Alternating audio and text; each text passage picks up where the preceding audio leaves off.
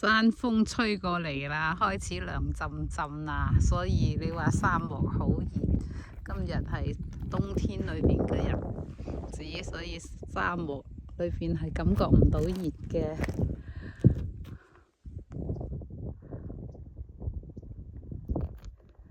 跟住沿住呢條路，呢度有個大嘅停車場，車嚟到呢度就唔可以開落去啦。咁我就從呢度走返去上一個停車場，準備打道回府啦。又過咗有意義嘅一日啦。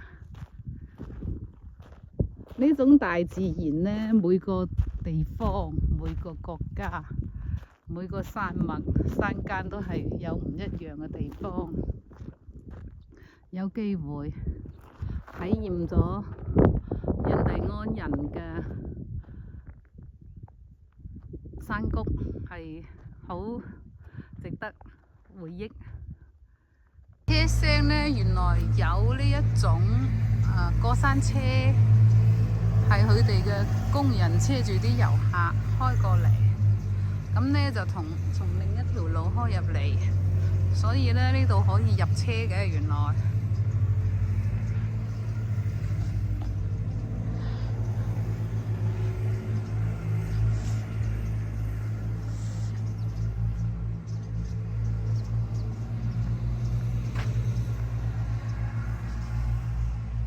咁我跟住佢哋過咗嗰條小溪河，另一邊肯定又有另一個世界，過去睇下先。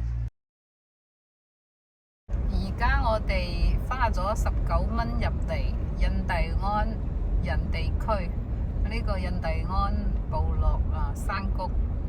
天氣熱嗰陣時咧，會非常之熱嘅。今日嘅溫度就唔熱啦，因為而家接近太陽下山啦。咁呢度呢，就係一條公路，冇分單雙向行線嘅。